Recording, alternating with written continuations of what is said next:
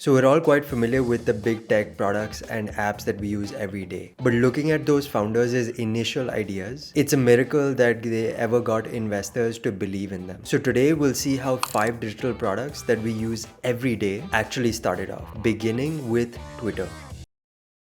In 2022, Elon Musk paid $43 billion to buy Twitter, which has almost 250 million daily active users. But its origins actually go back to a platform named Odeo. Odeo was built in 2005 to be a podcasting platform. Users could actually call a number to record a message and then have that message stored as an MP3 and hosted on the internet, a podcast.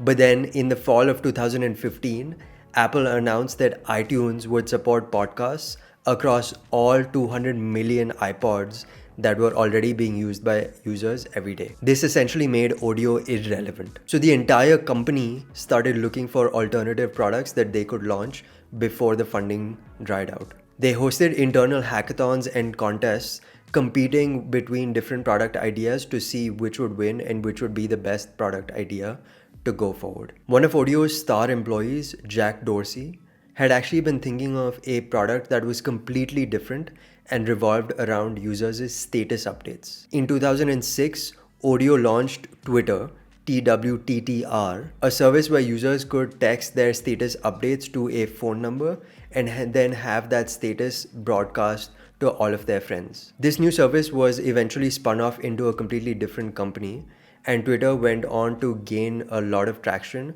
through earthquakes, conferences, and even revolts. Communication is definitely a key use case for products to solve, and nobody knows that better than Slack.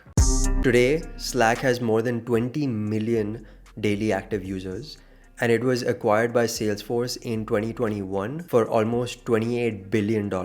But did you know that Slack actually started as an online multiplayer game named Glitch that allowed users to scavenge and look for weird items like a 12-sided dice and a butterfly egg. It had public and private communication threads, emoji, and even a pet rock as an assistant. Interestingly, a lot of the game's features were unlocked when users worked together. So the founders were always thinking of communication, collaboration, and productivity from the very beginning. The game shut down in 2012 because it only had about 150,000 loyal followers. But the founders saw that the internal communication and messaging platform was used by all of its players, and they decided to spin this off into a separate service of its own. What the story of Slack can teach us is that pivots don't mean starting all the way from scratch, but actually that you can take the best parts of something and use it as a base to build something even better. And one of the spaces that needed to be rebuilt for the new world was that of image sharing in the world of the iPhone. This is the story of how Instagram actually started as an app named Burbn, meant to be like Foursquare. Users were able to check into locations, make plans for future check-ins, earn points with their friends, and even share images and photos of meetups with their friends. But the app was a failure because it just had too many features and users weren't using it for check-ins. Instead, users were using the photo sharing features like crazy. That was their revealed preference. So the founder, Kevin Systrom, pivoted Burbn to Instagram. They chopped everything out of Burbn except the photo, comment, and like features. On top of that, they added some filters to mimic other apps like Hipstamatic that were becoming very popular on the iPhone. Instagram quickly went viral, hitting 1 million users in just a few months after launch. And in 18 months, it got acquired by Facebook for $1 billion. This has gone down in history as Facebook's best acquisition. But while Burbn and Instagram were built for purely business and growth objectives, this next app had much more noble origins.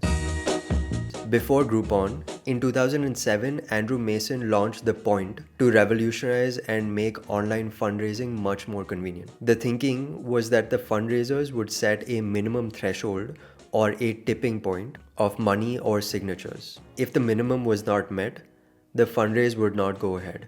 This assured early backers that their contribution would only be collected if enough people believed in the cause. Sadly, The Point itself failed to gain traction, but the team pivoted the idea to Groupon, Groupon used the same tipping point principle to get group deals and discounts from businesses. They were using aggregated demand. Using multiple growth strategies, Groupon grew in popularity over the years and even got an acquisition offer from Google in 2011 for $6 billion. But unfortunately, they turned down the acquisition offer in 2011 and today are valued only at about $170 million. That's 97% lower than the acquisition offer. Speaking of Google acquisitions, this next app actually got acquired by Google in 2013 for $1.3 billion.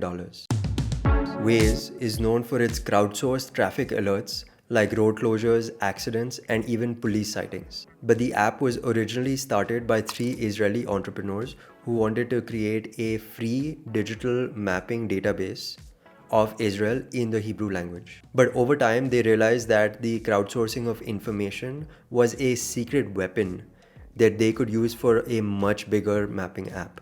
They started by adding community-curated points of interest like street fairs or protests. Next, they added social features like coordinating and tracking friends' ETAs. After growing its community to 50 million daily active users, Waze got acquisition offers from Apple, Facebook, and Google.